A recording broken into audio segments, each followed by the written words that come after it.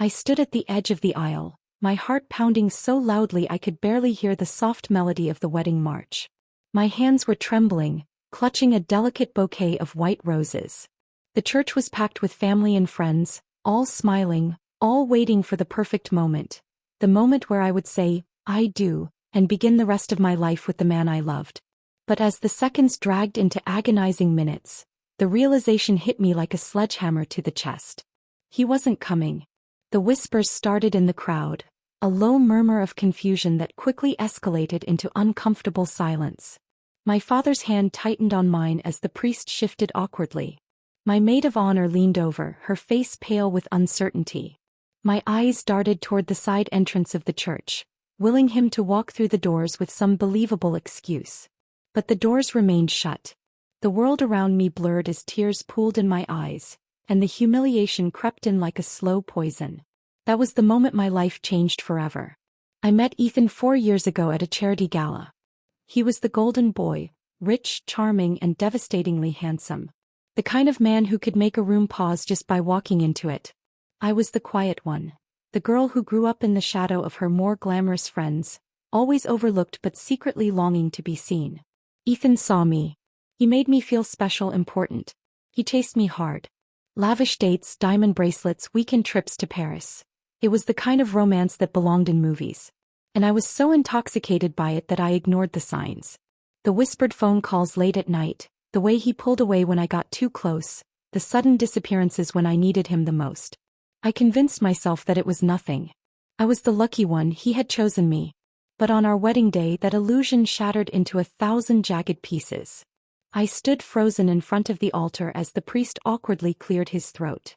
My father squeezed my hand, his face flushed with embarrassment. Maybe he got stuck in traffic, someone whispered from the back.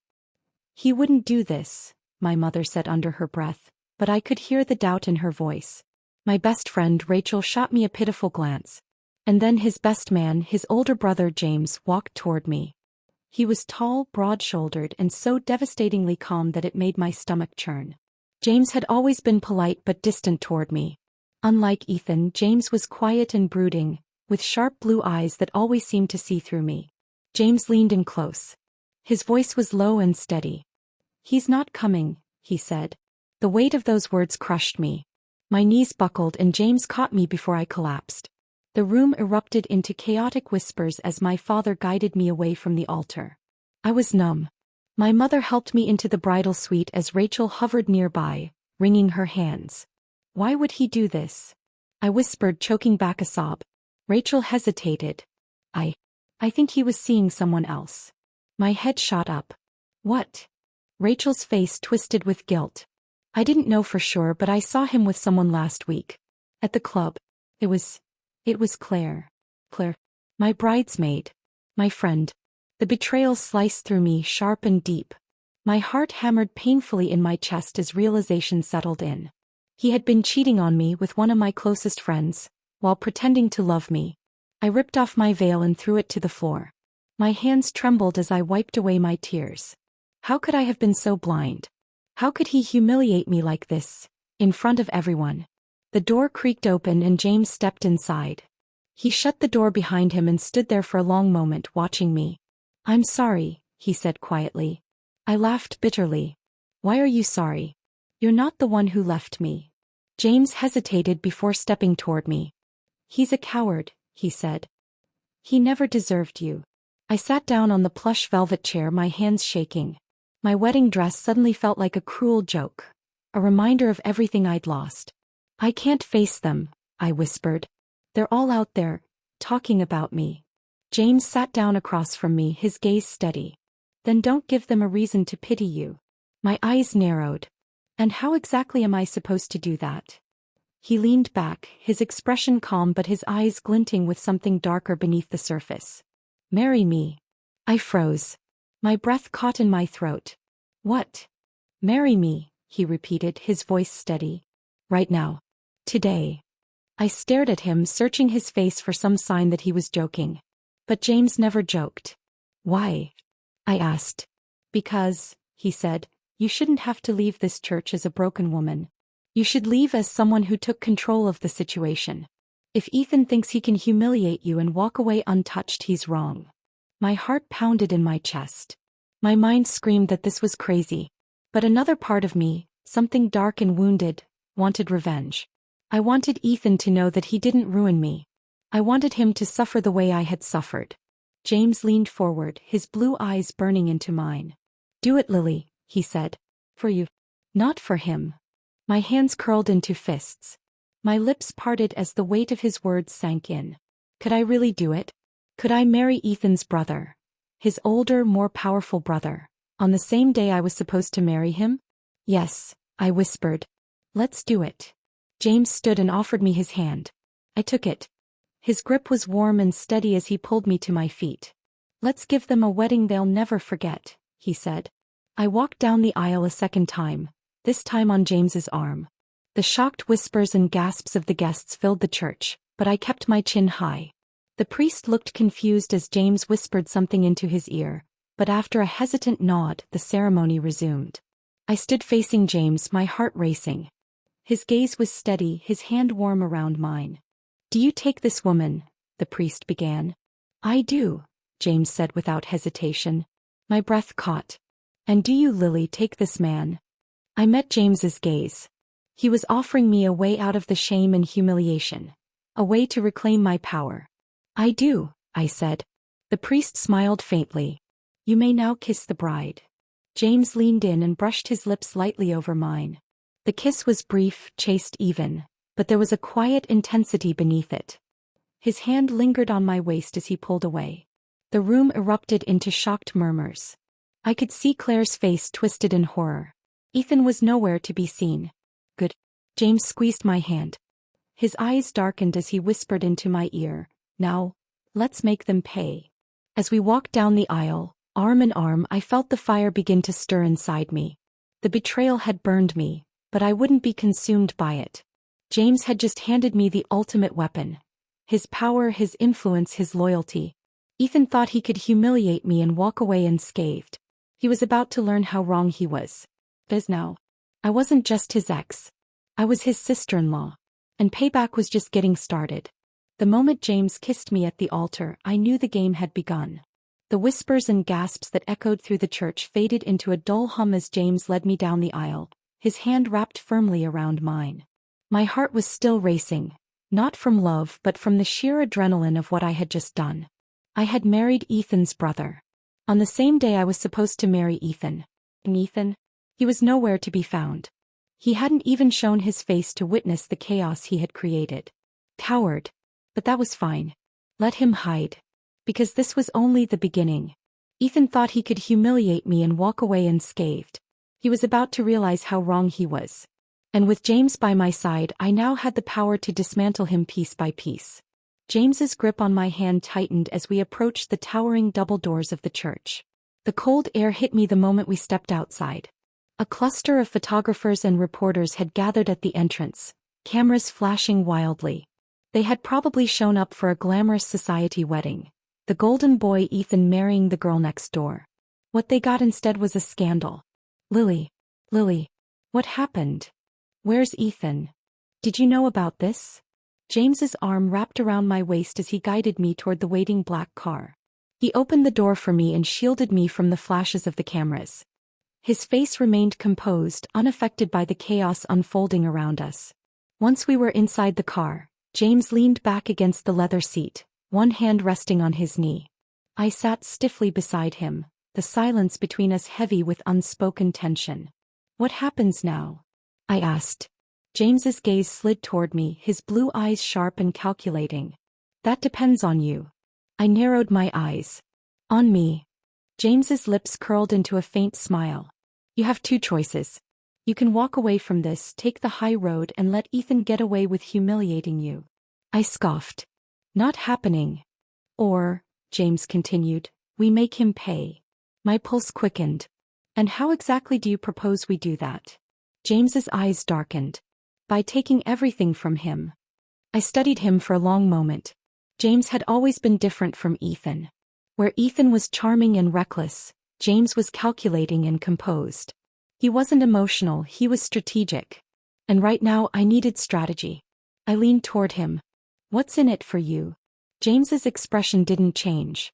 Ethan is a liability. He's reckless and irresponsible. He's made poor business decisions that have cost the family company millions. My father keeps protecting him because Ethan is the golden son, the one who can do no wrong. But if Ethan's reputation takes a hit, if he's seen as weak and incapable, he loses his standing, I finished. And I gain mine. James's gaze sharpened. You want revenge. I want control. This is mutually beneficial. My lips parted. So this is a business transaction? James's smile was cold. Everything is a business transaction. I sat back considering his words. My heart still ached from Ethan's betrayal, but beneath the pain, there was a flicker of something darker, something dangerous. Revenge. I'm in, I said. James's gaze sharpened. Good. He reached into his jacket and pulled out his phone. First, we control the narrative. He dialed a number. David? Release the statement. No, don't deny anything. Frame it as a last-minute change of heart. No, I don't care how it looks. Just get it out. He ended the call and leaned back. By tomorrow morning, the world will believe you left Ethan. My eyes widened. What? James's expression didn't change. We play offense, not defense. Let Ethan scramble to explain himself. I laughed softly despite the lingering ache in my chest. You really don't care about his feelings, do you? James's smile was sharp. No. And neither should you. The next morning, I woke to the sound of my phone vibrating against the nightstand. Sunlight streamed through the massive floor-to-ceiling windows of James's penthouse. The room was cold and modern, glass, steel and expensive gray furnishings. James had insisted I stay the night. For appearances he had said. But I suspected it was more than that. I rubbed the sleep from my eyes and reached for my phone. The screen was flooded with notifications. Heartbreak at the altar. Heiress Lily Bradford walks away from groom, and marries his brother instead. The scandal of the year. Lily Bradford makes power move. Where was Ethan? A photo of James and me walking down the aisle hand in hand was splashed across every gossip site. In the picture, James's expression was steady and composed while I looked powerful, fierce. Exactly the image James had wanted to create. I scrolled through the comments. Most of them were supportive. She's a queen for this. Ethan's a fool. James is an upgrade. Lily took control of the situation. Love that for her. There were some hateful ones, of course, but I didn't care. The damage was already done. Ethan's image was unraveling. My phone vibrated again, this time with a message from Rachel. Rachel, have you seen the news? Ethan is freaking out. He's trying to call you. Don't answer. A thrill shot through me. So Ethan was panicking. Good. A soft knock on the door made me sit up. James stepped inside, dressed in a crisp black suit. His tie was perfectly knotted. He looked lethal. You're awake, he said. Ethan's trying to call me, I said. James's jaw tightened. Don't answer. What if I want to? I said, arching a brow. James walked toward me, his eyes dark. Why? To tell him exactly how badly he fucked up. James's lips curled. You don't need to waste your breath. He's already losing. I slid out of bed, pulling the sheets around me. James's gaze drifted down my body, a flicker of something dangerous in his eyes before he turned away. What happens next? I asked. James adjusted his cufflinks. Ethan will try to reach you. He'll want to explain. He'll want to beg. Don't give him the satisfaction. And if he doesn't give up? James's eyes narrowed. He will. My phone buzzed again. Ethan. James stepped closer, his hand brushing my arm. His touch was light but possessive. If you answer, you lose power. My chest tightened. I hated how right he was. Fine, I said, tossing my phone onto the bed. James's gaze darkened. Good girl.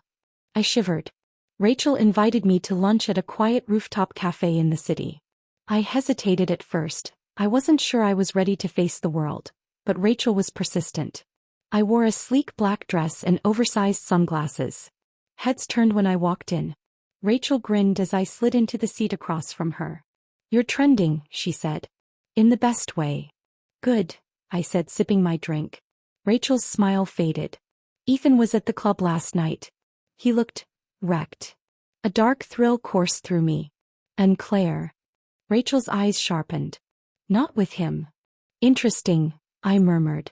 Rachel leaned closer. So, what's the plan? I smiled slowly.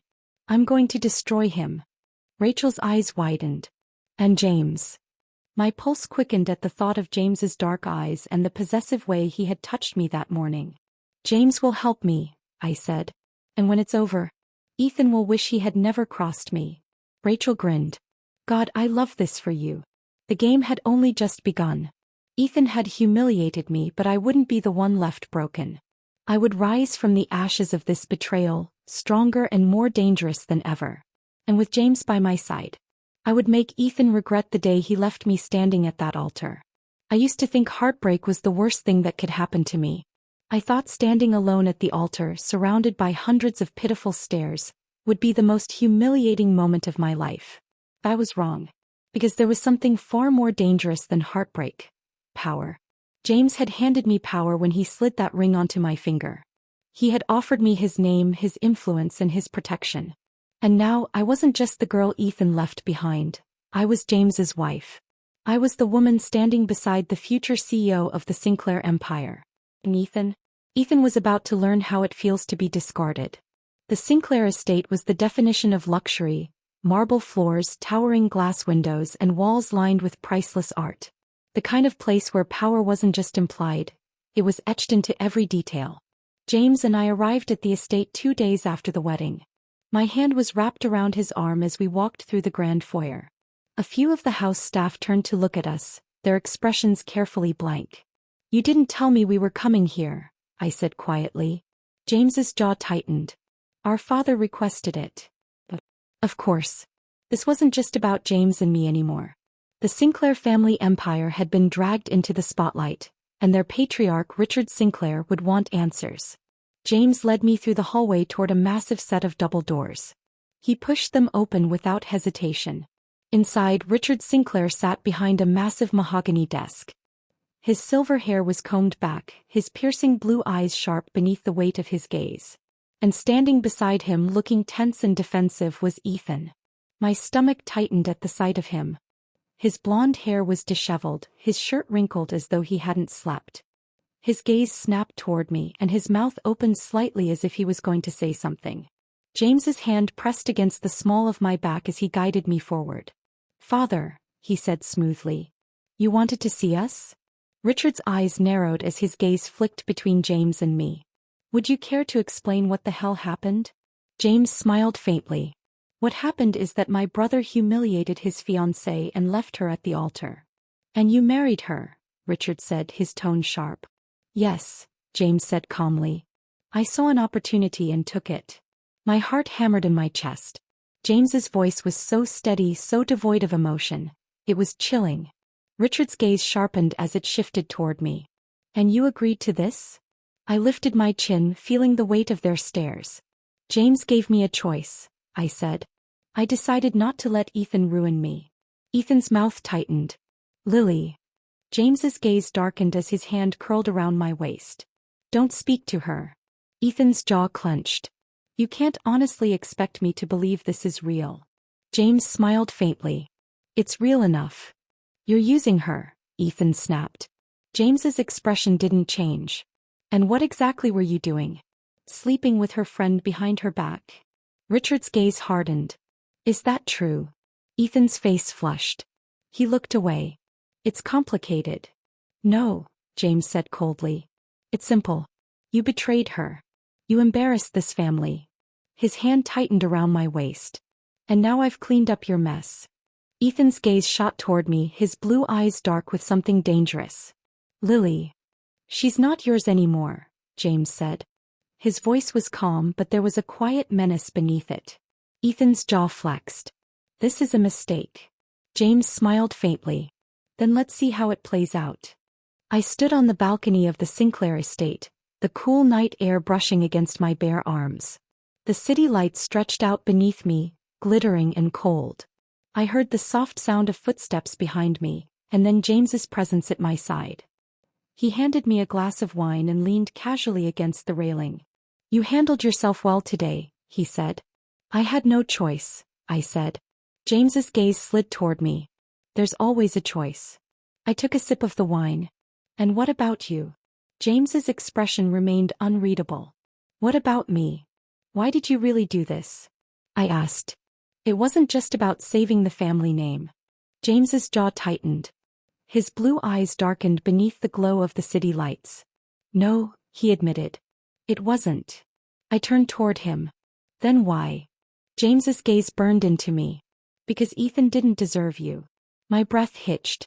James's hand slid along the railing until his fingers brushed mine. The contact sent a jolt of heat through me. You didn't deserve what he did to you, James said quietly. I swallowed hard. And you think marrying me fixes that? James's gaze darkened. No. But it gives you power. It makes you untouchable. My heart hammered in my chest. His hand brushed against mine again, and this time I didn't pull away. You don't have to protect me, I whispered. James's hand curled around mine. His grip was steady, grounding. I'm not protecting you, he said. I'm giving you the chance to protect yourself. My chest tightened. And what happens if I don't need you anymore? James smiled faintly. Then you walk away. But until then. His gaze dropped to my lips. My breath caught as his hand slid to my waist, his thumb brushing against my hip. Until then, he murmured, you're mine. My heart pounded as James leaned in. His breath brushed against my skin, his lips inches from mine. My hand curled against his chest, feeling the steady beat of his heart beneath my palm. You're dangerous, I whispered. James's lips curved. So are you. Then his mouth claimed mine. The kiss was slow and dark and consuming. His hand curled around my waist, pulling me against him as his mouth moved over mine with devastating precision. I felt the heat of him, the strength beneath his composed exterior. My fingers slid into his hair as I kissed him back, my body igniting beneath his touch. When he finally pulled away, his forehead rested against mine. You're playing a dangerous game, I whispered. James's eyes flashed. Good. The next morning, he pulled the car to a stop in front of the Sinclair building. Paparazzi were already gathered at the entrance. James stepped out and extended a hand toward me. Let's make a statement, he said. I placed my hand in his and stepped out of the car. Flashbulbs exploded around us as James wrapped his arm around my waist and led me toward the entrance. Lily, are you happy with James? Do you regret leaving Ethan? James's hand tightened around my waist. He leaned toward me, his breath brushing against my ear. Smile, he murmured. I lifted my chin and smiled. The flashbulbs went wild. Inside the building, James's gaze darkened. Ethan's not going to stop, I said. James's smile was lethal. Good. I had walked into the fire and survived. But this wasn't over. Ethan had humiliated me. And now with James at my side, I was going to destroy him. Piece by piece. And if James and I burned in the process, at least we'd burn together. Power has a strange effect on people. When you have it, people either want to worship you or destroy you. When Ethan left me at the altar, he thought he had destroyed me. He thought I would crumble under the weight of the humiliation, that I would fade into the shadows, forgotten and pitted. But he underestimated me. Because when James slipped that ring onto my finger, I stopped being the heartbroken girl Ethan discarded. I became someone new, someone dangerous. And now Ethan was about to learn that the girl he left behind had become the woman who would ruin him. James had given me his name, his power, and his protection. But this wasn't just about revenge anymore. This was personal. 1 week later, James and I arrived at the Sinclair Enterprises headquarters together. The building was a glass and steel tower in the heart of the city, a monument to wealth and power. It was also Ethan's playground, a place where he had once ruled with careless arrogance. Not anymore. The moment James and I stepped through the doors, the whispers started. Employees looked up from their desks, eyes wide. Some exchanged nervous glances. Others outright stared. James's hand rested on the small of my back as we walked toward the executive elevator. His touch was steady and possessive, the weight of it a silent message to everyone watching. James pressed the button for the top floor. The elevator doors slid shut and the air between us thickened. His hand drifted down to my hip, his thumb brushing over the curve of my waist. You're making a statement, I said. James's gaze sharpened. I'm not interested in statements. I'm interested in results. The elevator dinged and the doors slid open. James stepped out first, guiding me into the executive wing.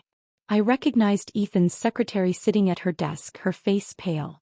She shot to her feet the moment she saw James. Mr. Sinclair. Where's Ethan? James's voice was cold and sharp. He's in his office, she stammered. James's smile didn't reach his eyes. Good. He pushed open the heavy glass door to Ethan's office without knocking. Ethan was standing behind his desk, his blonde hair disheveled, sleeves rolled up. His face twisted when he saw us. What the hell are you doing here? Ethan's gaze shot toward me. And why the hell are you with him? James's hand slid from my back to my waist, curling there possessively. Because I'm her husband, James said smoothly. Ethan's eyes darkened. He stalked toward us, his jaw tightening. Lily. Don't, James cut him off. His tone was dangerous now, sharp and edged with warning. Ethan's gaze burned into me. Is this a game to you? I smiled. No. You made your choice, Ethan. Now you have to live with it. Ethan's jaw clenched. You don't understand. No, I said sharply. You don't understand. You left me standing at that altar like I was nothing. And now you think you get to come back and explain. Ethan's mouth opened, but I cut him off. You humiliated me, I said. You cheated on me with Claire. You lied to me. And you thought you could walk away without consequences. Ethan's eyes narrowed. So this is revenge. James's hand tightened on my waist. She doesn't need revenge, James said smoothly. She's already won. Ethan's gaze darkened. You think this is over? James's smile sharpened. No. I think it's just beginning. That evening, James and I returned to his penthouse after the meeting with Ethan. The city skyline stretched out beneath the floor-to-ceiling windows, glittering in the evening light. James leaned against the marble counter in the open-concept kitchen, his tie loosened and the top button of his shirt undone. His gaze was sharp and assessing as he watched me. You enjoyed that, he said. I smiled faintly. Maybe. James's lips curled. Good. I walked toward him, stopping just inches away. My heart hammered in my chest as his eyes darkened. You're playing a dangerous game, I whispered. James's hand curled around my waist, pulling me closer. So are you. My breath hitched as his fingers slid beneath the hem of my blouse, brushing against my bare skin. You don't have to protect me, I said. James's gaze sharpened. I'm not protecting you. I'm claiming you. My chest tightened. And what if I don't want to be claimed? James's mouth curved into a slow, dangerous smile. Then walk away. My pulse quickened. His hand tightened on my waist, his thumb sliding across my hip bone. I'm not going to walk away, I whispered. James's gaze darkened. Then don't fight it. His mouth crushed against mine, hard and possessive. My hands slid into his hair as he backed me against the counter. His hands gripped my waist, pulling me against him as his mouth moved over mine with devastating precision. My body ignited beneath his touch, heat spiraling through me as his hand slid beneath my blouse, his fingers brushing over my bare skin. You're mine now, James said against my lips. My breath hitched. Show me. James's gaze burned as he lifted me onto the counter. His mouth claimed mine again, deeper this time, more desperate, more dangerous. When he finally pulled away, his forehead rested against mine. His breath was ragged. You have no idea what you've started, James said quietly. I smiled. Oh, I think I do. The next morning, James left early for a meeting, but I stayed behind. I was sipping coffee on the penthouse balcony when my phone buzzed with a text. Ethan, we need to talk. I stared at the screen for a long moment before typing back. There's nothing left to say. Ethan's reply came almost immediately. Ethan, meet me at the club tonight. Just one conversation. That's all I'm asking. I hesitated. My instinct told me to ignore him, but another part of me wanted to hear what he had to say. That night I slipped into a black dress and heels. James was out at a business dinner, so I took a car to the club. Ethan was waiting at the bar. His shirt was unbuttoned at the collar, his hair tousled. He looked like he hadn't slept. I slid onto the stool next to him. What do you want? Ethan's gaze darkened. You know what I want. I arched a brow. Do I? You're making a mistake, Ethan said. I laughed softly. Am I? You don't know James like I do, Ethan said. He's cold. He doesn't care about you, he's using you. I smiled. Funny. I could say the same about you. Ethan's hand curled around my wrist. Lily. Let her go. James's voice was dark and lethal. He appeared at my side, his gaze burning into Ethan. Ethan's hand tightened on my wrist. Stay out of this, Ethan said. James's gaze darkened dangerously. Take your hand off my wife. Ethan's jaw clenched. His grip on my wrist tightened. James moved faster than I expected. His hand shot out, gripping Ethan's wrist and twisting it away. Ethan's face twisted in pain as James forced him backward. Don't touch her, James said coldly. Ethan's gaze burned. This isn't over. James smiled faintly. Yes, it is. James's arm slid around my waist as he pulled me against him. His mouth brushed my ear. Let's go, he said. James guided me toward the exit, his hand steady on my back. My heart hammered in my chest. Outside, the cold night air hit me like a slap. James's hand slid from my back to my wrist, pulling me toward his car. You shouldn't have gone there, James said. His voice was tight, controlled, but I could feel the anger beneath the surface. I had to, I said. James stopped walking. He turned toward me, his eyes burning. Why? Because I wanted to hear his part, I said. Revenge is supposed to feel satisfying. That's what I told myself every time I watched Ethan unravel. Every time his life slipped further and further out of control. I wanted him to suffer. I wanted him to feel the sting of humiliation the way I had felt it. And yet, there was something hollow about it now. Watching Ethan spiral, watching James rise in his place. It gave me power but not peace. Because revenge wasn't enough anymore. Now it was about choosing the future I wanted. And that future might destroy me. 1 week later. James stood at the head of the long glass conference table in the Sinclair Enterprises boardroom. He was dressed in a tailored charcoal suit, his tie perfectly knotted. His presence commanded the room without effort. Calm, lethal control etched into every line of his body. Ethan sat at the opposite end of the table, his shirt rumpled and his face drawn tight with frustration. He had been unraveling for days. Missed meetings, bad deals, drunken appearances at high-profile events. No. He was cornered. James's gaze was sharp as he addressed the board. We have reviewed the financial damage caused by Ethan's poor decisions over the last fiscal year. The numbers speak for themselves. A murmur of agreement swept through the room. I believe it is time for a change in leadership, James said smoothly. For the sake of the company. Ethan's eyes flashed dangerously. You're trying to push me out. James's smile didn't reach his eyes. No. I'm succeeding. Ethan shot to his feet. You don't have the authority to do this.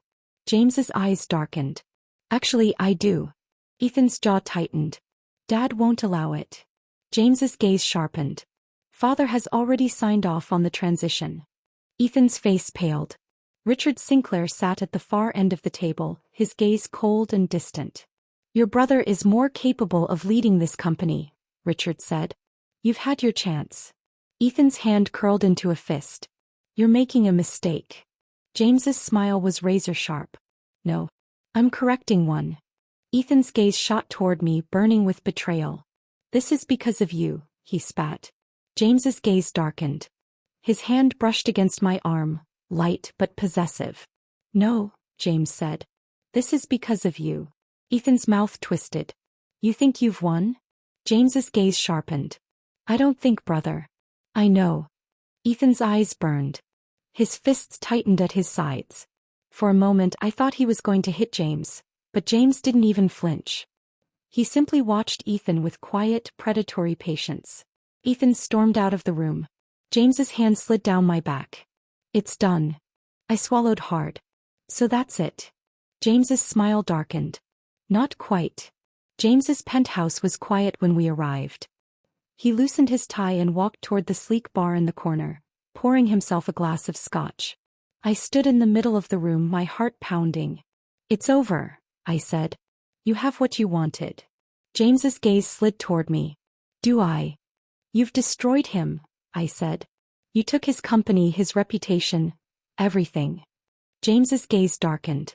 And what about you? I froze. What about me? James set down the glass and walked toward me. His gaze was steady, piercing. What do you want? I hesitated. My chest tightened. I don't know. James's hand brushed against my jaw.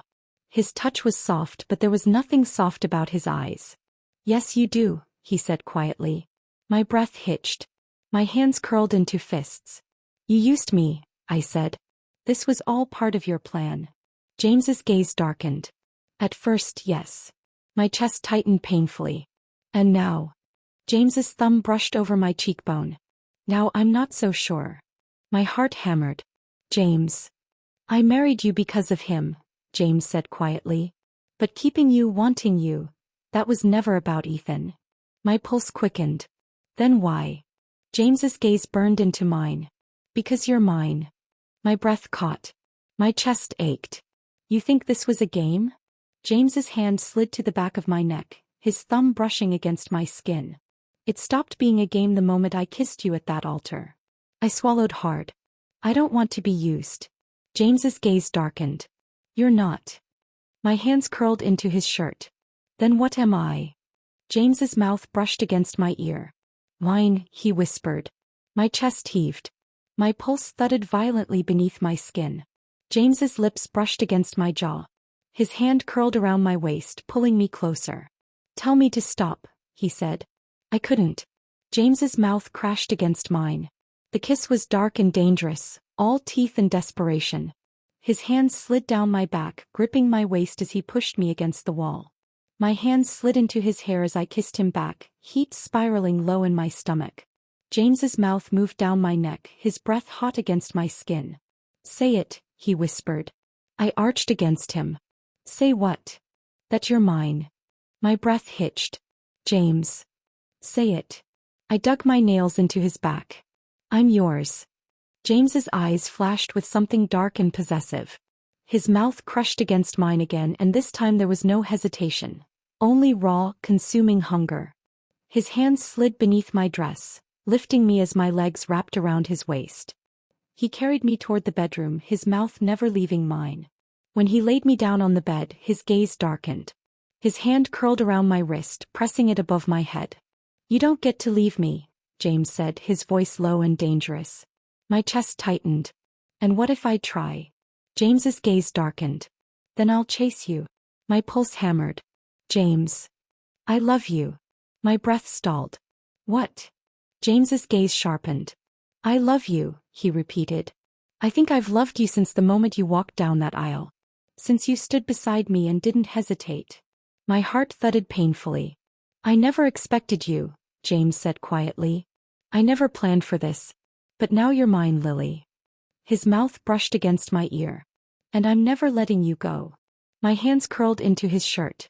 My chest ached beneath the weight of his words. You love me. I whispered. James's gaze softened. Completely. I swallowed hard. And this isn't about Ethan anymore? James's lips brushed against my temple. No, he said quietly. This is about you. My heart hammered. My chest tightened. I kissed him, hard and desperate and fierce. James's hands slid into my hair as he kissed me back. His mouth was hot and demanding, his grip possessive. I pulled away, my breath shaky. I love you too. James's gaze sharpened. His hand curled around the back of my neck, his mouth curving into a dark smile. Good, he said. The next morning, I woke with James's arm wrapped around my waist. His breath was soft against my neck, his hand resting against my hip.